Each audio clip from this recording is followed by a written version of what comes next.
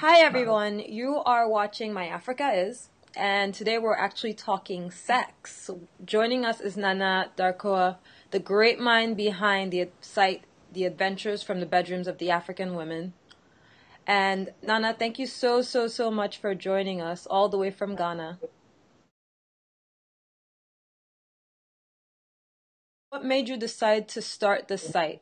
The immediate inspiration was going on a girls' holiday where we were freely sharing our thoughts, our fantasies, our desires. And I sort of came to the conclusion, you know what, we're all freaks. And that made me think, I want to continue having these conversations. There's really nowhere I can go to have these kind of conversations with adult African women. As you were having your conversations with your friend, why do you think it was important to have a space where these conversations could happen around female sexuality and being African? Because this was a space that we previously had not had. A lot of us growing up were really just told, don't do it when it comes to sex. Mm-hmm. And nobody really ever knew what it was. All we knew was that it was bad. And at some point in time, you're suddenly supposed to make the leap from being a good girl who doesn't do it to a woman who is maybe married and in a relationship or has a boyfriend in a relationship or is single and having relationships, and suddenly you're expected to know how to do it. Meanwhile, nobody still told you what it is, apart from maybe what you read in Cosmo or Mills and Boone or Harlequin. It's never really coming from your own perspective, from the perspective of your sisters, your friends. I mean, sometimes from your friends, but really sometimes it's like, even that conversation can be quite stilted. And I just thought it was refreshing to have this kind of open, honest, frank, no holds barred conversation with adult African women. A lot of women like myself who feel that growing up, they did not have access to comprehensive, and I have to stress comprehensive, education around sex and sexuality. What they had was very limited, really no access to comprehensive family planning. No knowledge around sexuality as a right, or even sexuality as something that's important for pleasure. It's always about sex for procreation, sex within the confines of marriage, or maybe I should say within the institution of marriage. Sex that's presumed to be heteronormative. So it's really quite limited and restricted what we get. And this I knew from my own life. This I knew when I started to speak to women, and this is what I get told over and over again. And for a lot of African women who go on my site, this is the first time that they can have these kind of conversations with other African women and know they are not going to be judged, and know that they can speak honestly, and know that they can express their innermost feelings and desires. And there's a community out there that's willing to listen to them. I am sure those statistics are fairly similar to our continent, maybe worse when you consider the effects of things like female genital mutilation. And I think, that's one of the issues that keeps coming up. How do women feel confident in the bedroom? How do women deal with issues around bodily self-esteem? How do women negotiate safer sex? How do women negotiate pleasurable sex? In a context of extreme homophobia, how do women who are not heterosexual, navigate their own sexuality? Because we presume heteronormativity. And in many of our African countries, it is illegal to be homosexual or to have any form of sexuality that is not heterosexual.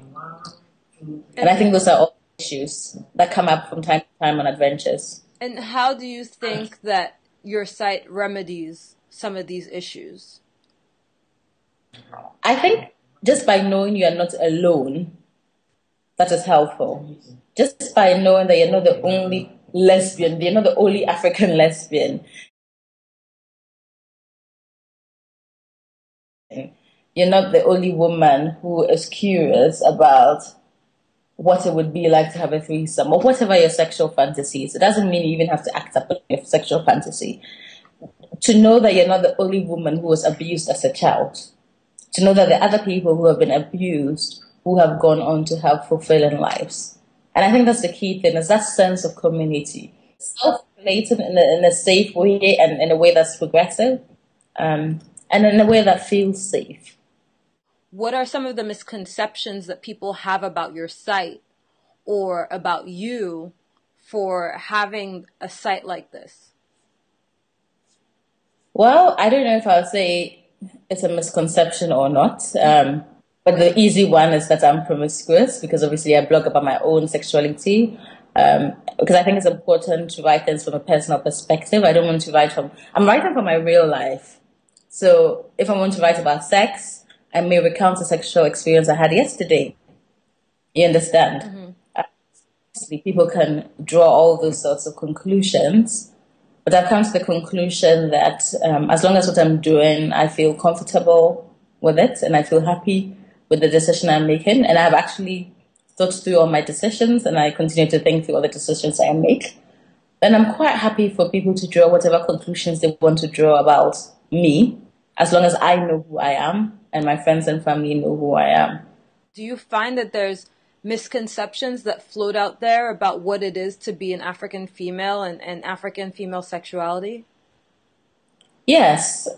Within our own continent, I find that the sort of misconception appears to be African women are frigid, not interested in sex, not adventurous. That's definitely one misconception.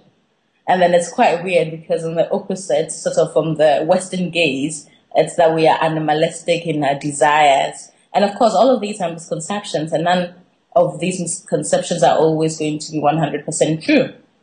And these are some of the misconceptions we have to grapple with as African women, which is why I think it's even more important that we take time out to know our own selves, our own bodies, our own sexuality, and realize that it's an ongoing journey. You never know what's going to happen for you to change how you feel about your body. You know, if I was to have a child tomorrow, how would I feel about my body? How would I feel about sex? How would I feel about sexuality? You know? I mean, it's just an ongoing journey.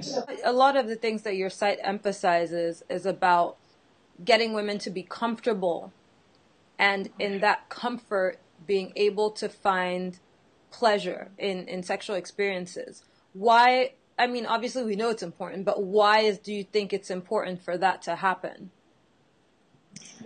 I think it's important for so many reasons. I actually think sexual pleasure is a right. I think every woman should have the right to, take pleasure from their body, from sharing their bodies with others. I think we all know the general statistics around, people with healthy sexual lives have good mental health. They have endorphins coursing through their body. They're generally happier people. So there are health benefits to having a good sex life as well. So if we're talking in the context of rights, do you find that society back home tries to hinder that? Absolutely. And I mean, I can only speak from my own country, or at least the countries in which I've lived. I would say we never speak in Ghana of sexual pleasure as a right.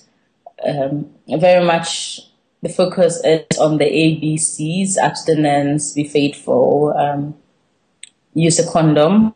The assumption is everybody has sex within marriage, even though we know our society is both polygamous and extremely, what's the word? Like, lots of people are in several relationships, and people just turn a blind eye to it. So we're not being real, we're very hypocritical. I know when I was in secondary school, for example, there was one girl that everybody knew had to drop out of school for a term because she had a baby. And when she came back, everybody gossiped about her, including myself, I'm sure. And she couldn't. She left school after a term. We had no knowledge around sex and sexuality. We don't know what happened to her. We don't know if she got raped. We don't know if she had sex out of her own free will and got pregnant. Mm-hmm. I mean, we have to gossip about her, but we did. Who knows what happened to her, whether she was able to continue her education also or not. So these are some of the things that we experienced growing up. And I don't want other people to experience this growing up. I want people to grow up to be happy, self-confident African women. And I think sex plays a major part in that. How do you find people who are willing to write about these experiences that are somewhat explicit? It's been an interesting process. I think by writing openly and honestly myself, I've encouraged people to be open and honest in response.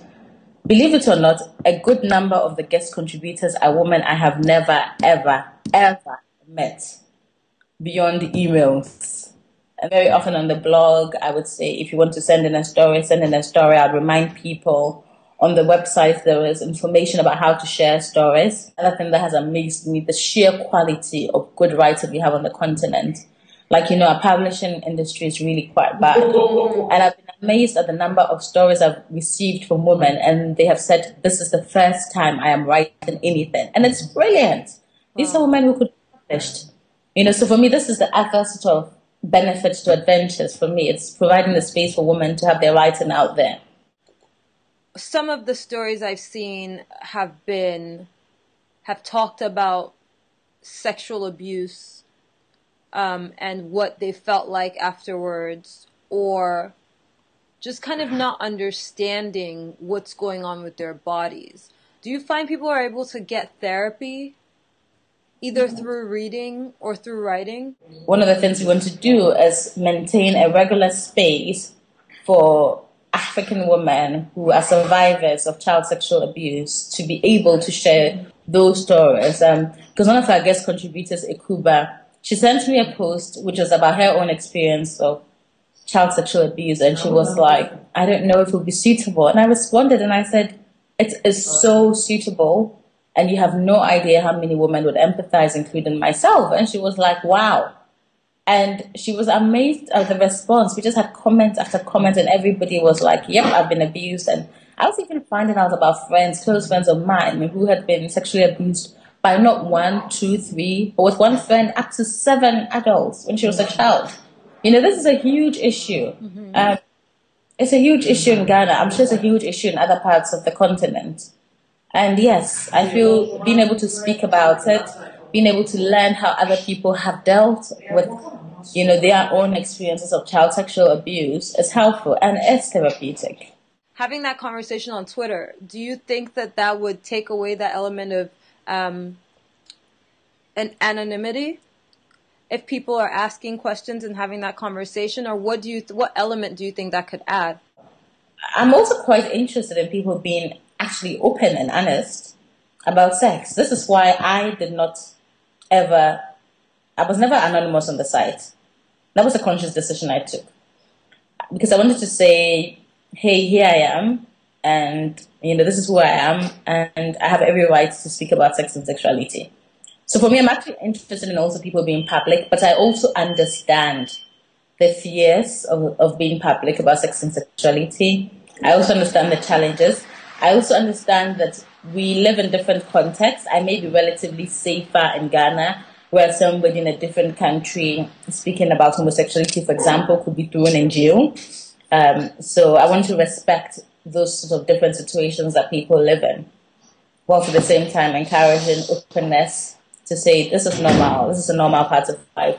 We should be able to talk about it. So, in the grand scheme of things, where would you say your blog fits in what we could call a new African feminist movement? I would say it fits into the part of the feminist movement that recognizes that body, spirit, mind, it's all interconnected. And that, it's in a sense, it's coming back to the emphasis of the body and to the emphasis of the personal being political. Is there anything that's more political than sex and sexuality and our own bodily experiences when it comes to sex and sexuality? And for me, that's what it boils down to. And yes, for me personally, Adventures is very much, in a sense, my own feminist political project. Not everybody who contributes is feminist. But for me, that's a huge part of my motivation, because I think it's absolutely important.